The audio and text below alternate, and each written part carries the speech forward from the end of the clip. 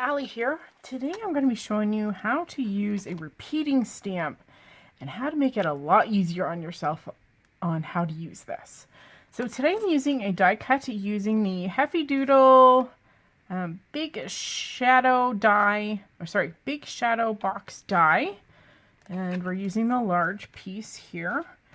And we're going to be using the Catherine Pooler Good Vibes borders. And we're going to be using this kind of thatched or woven looking one. So I needed two pieces to create my three-dimensional card.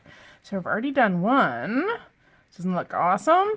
And so now I thought I would show you how to do this and how to make this really easy on yourself. So what I did first of all was I took my stamp, attached it to my MISTI platform. And I've already stamped it out once on my grid paper. And grid paper is a must-have as far as this technique is concerned.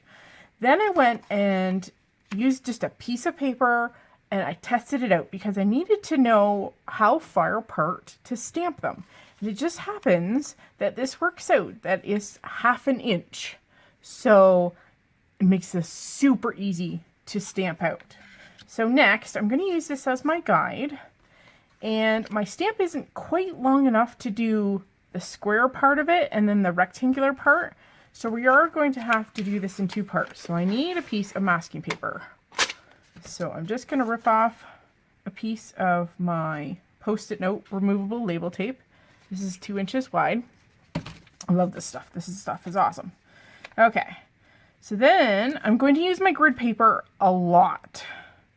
So I need to line one edge up with the grid because it's so much easier to work down a line than down the middle of one or a partial line. So pick a line. Okay. Next, we're going to take this masking paper here and I'm going to carefully put it down that it's actually a score line on the die. There we go. And this is also going to hold down my piece of paper, which works out great. It means you don't have to use your magnets for this because that sticky paper is going to help keep it down. All right, so the next thing you need to do is to take a pencil. And the pencil marks are going to be your best friends. So take any mark, any of the grid lines, and make a pencil mark somewhere towards the top of your piece of paper. And it can be any one, but I stick towards the top and you'll see why, because the closer you get, you're going to cover this up eventually. So might as well cover it up as the last print or the last stamping. Okay. So put it fairly high towards the top and we're going to be working from the bottom, stamping going up. All right. This is just going to help in positioning it in the next movement of paper. Okay. The only reason I stamp this down is because sometimes I forget where the stamp is in relationship to the paper. So if the stamp's already on the paper, then I don't have to remember that. Okay. The other thing too is you want to line up this corner. Again, you want to use that grid paper because the grid paper is your best friend for this technique. Okay. So I do have my magnets. They're just holding down my grid paper. And we're going to use some Over Coffee Catherine Pooler ink. And I'm just going to ink up the stamp nice and even and then take it right to my paper. And this ink transfers like a dream.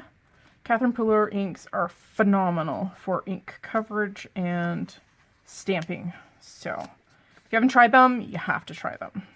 Okay. So my grid paper is just doing funny things on me. All right.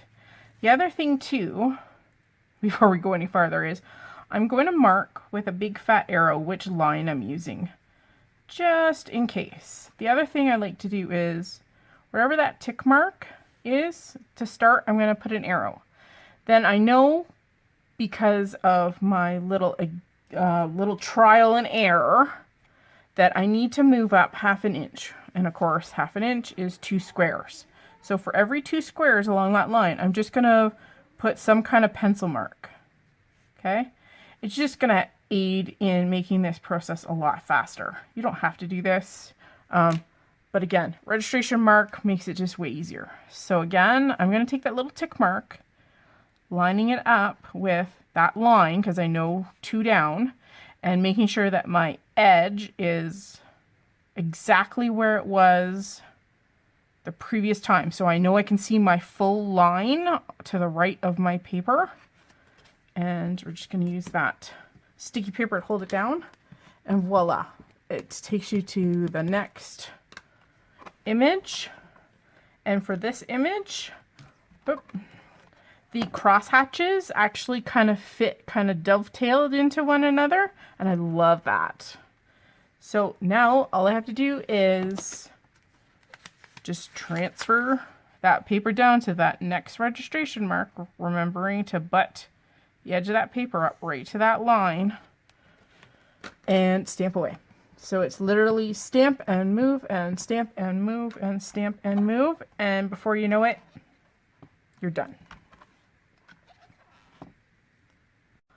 I also wanted to show you that you can still use your MISTI even though your paper is gone outside of the MISTI platform. I mean, it still works, and beauty of it is that as long as you don't have any ink on that flat surface where the ruler is, you're good to go. And most of the time, if you're inking up, then generally you're being pretty careful. So yeah. And we just have one more little application of ink to do, and we are done with our side. And do a little reveal. I'm not worried about the smudge right there because it's a glue aspect of the die. So, and look at that, voila! And you have a gorgeous, gorgeous woven pattern. Thanks guys for joining me. Take care. Don't forget to subscribe.